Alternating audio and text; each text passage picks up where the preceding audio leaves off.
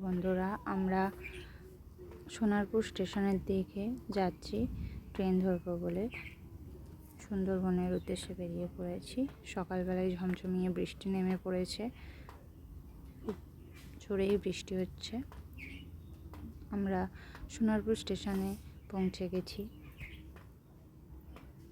আমরা যাচ্ছি ক্যানিং থেকে আপনার নদীর ধারে বোটে উঠবো বলে।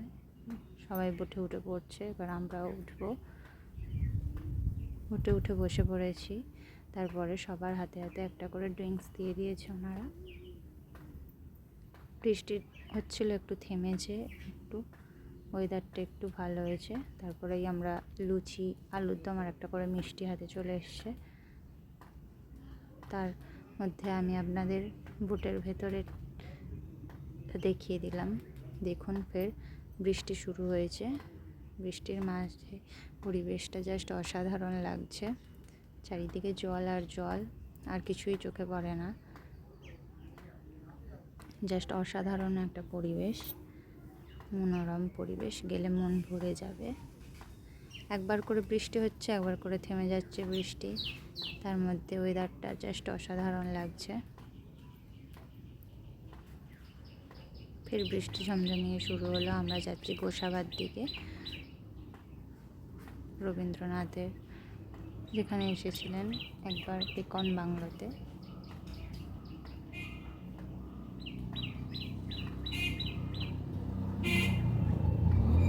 খুবই সুন্দর জায়গা, অসাধারণ পরিবেশ, মনোরম পরিবেশ। আপনারা গিয়ে ঘুরে আসতে পারেন।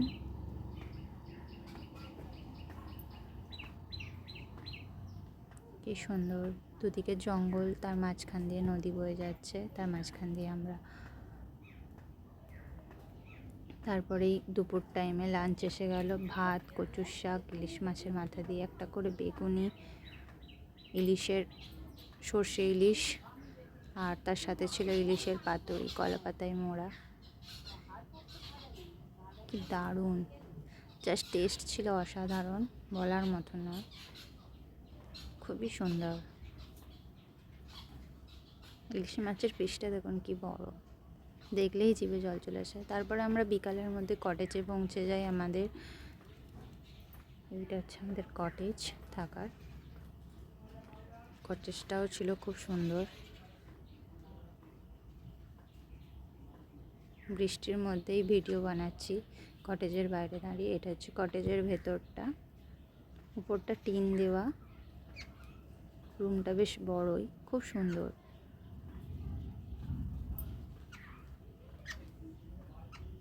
এসি চাইলে এসি নিতে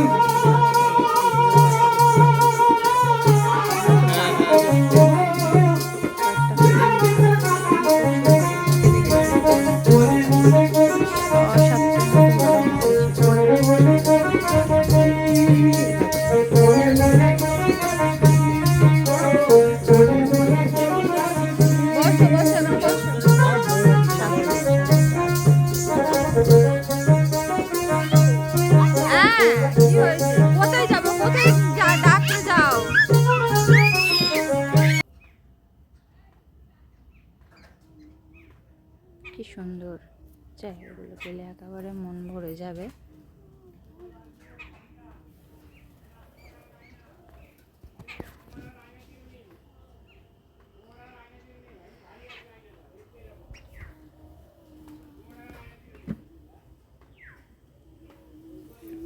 আমরা ওয়াচ টাওয়ারটাকে একটু ঘুরে দেখছি।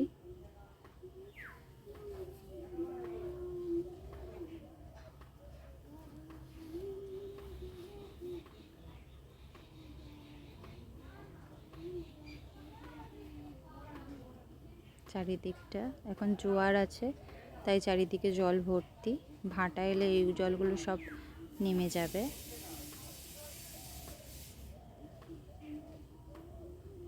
জাস্ট অসাধারণ। আমরা ফের বোটে উঠে পড়েছি।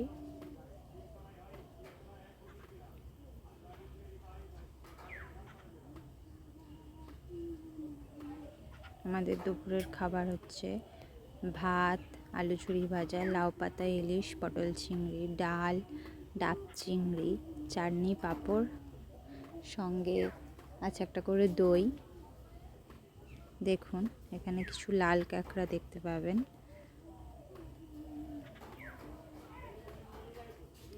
লাল কাঁকড়া ভর্তি, খুব সুন্দর জায়গা। এখানে শুধু লাল কাঁকড়াই পাওয়া যায় এই জায়গাটাতে।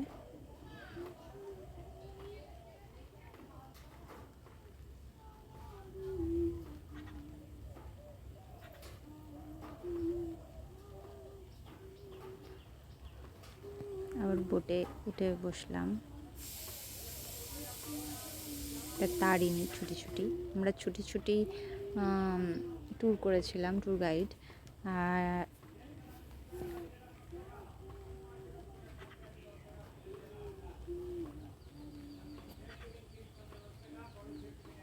কি সুন্দর লাগছে। তারপরে আমরা খাঁড়িতে যাব, যেখানে ছোট নৌকা করে নিয়ে যাওয়া হয়। এটা আমরা বোটে দাঁড়িয়ে দাঁড়িয়ে কাকুটার ছবি তুলছিলাম মাছ ধরার। আমরা খাঁড়ির উদ্দেশ্যে রওনা হয়ে পড়লাম ছোট নৌকা করে। আমাদের বোট পিছনে দাঁড়িয়ে আছে।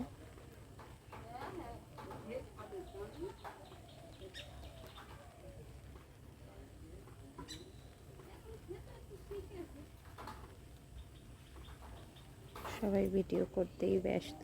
খুব সুন্দর জায়গা।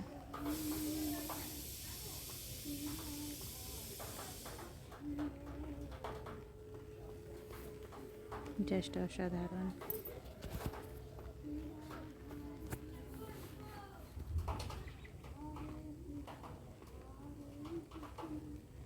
চারিদিক থেকে গাছগুলো এদিকে হেলে পড়েছে দুদিক দিয়ে, আর মাঝখান থেকে আমরা যাচ্ছি নৌকা করে। জাস্ট অসাধারণ লাগছে ভিউটা, জাস্ট অসাম। এখানে ফটোশ্যুটও করতে পারেন আপনারা। ওনাদের বললে ওনারা ওই খাঁড়ির শুকনো জায়গাগুলো নামিয়ে দেন ঘোরার জন্য।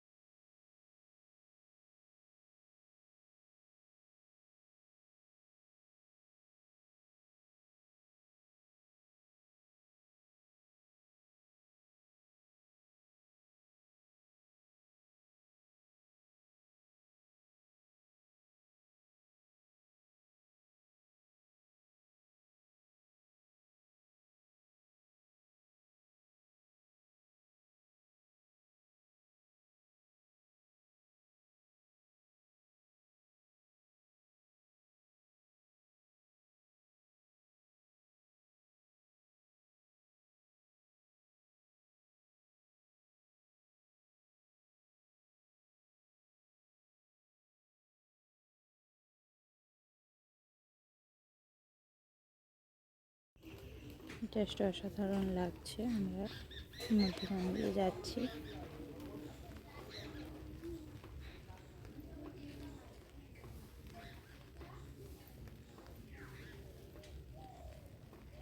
এখানে বাঘ থাকে না, বাঘ থাকে সুন্দরবনের যে আসল জঙ্গলটা ভেতরের দিকে, সেই জঙ্গলটার মধ্যে বাঘ থাকে। এখানে বাঘ থাকে না। আমরা বাঘ দেখতে পাইনি, শুধু জাস্ট হরিণই দেখেছিলাম।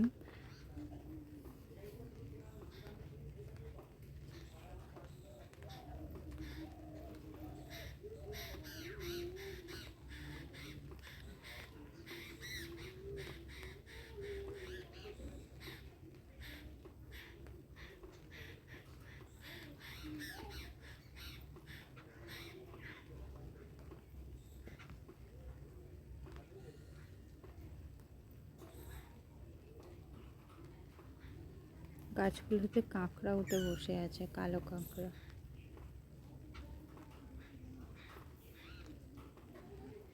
এদিকে ইনি খুব মজাই নিচ্ছেন জলে পা দিয়ে।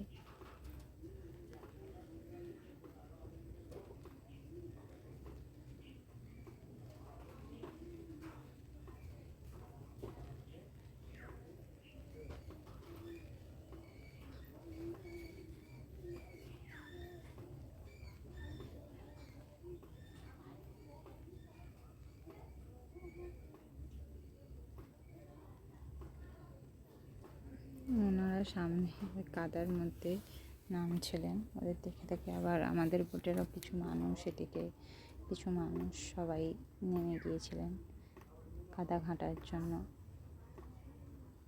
ফটোশ্যুট করার জন্য।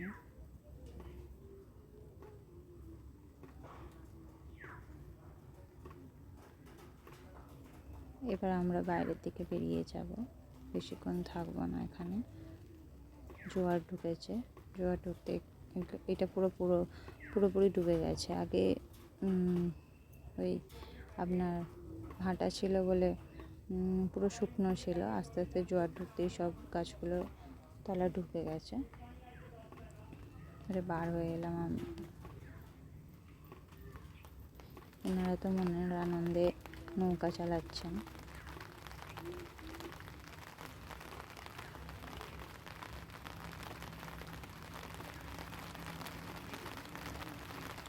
তারপরে আমি আর আমার মেয়ে যাচ্ছি। আমার হাজব্যান্ড একটা ভিডিও করে দিলেন, ওনাকে অসংখ্য ধন্যবাদ।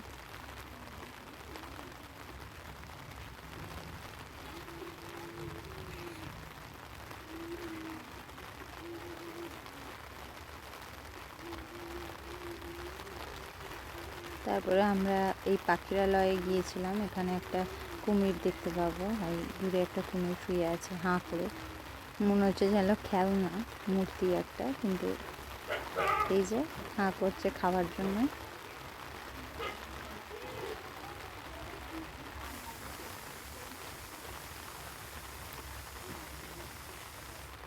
আরও সামনের দিকে আসছে কুমির মহারাজ। ব্যাস এইটুকুই।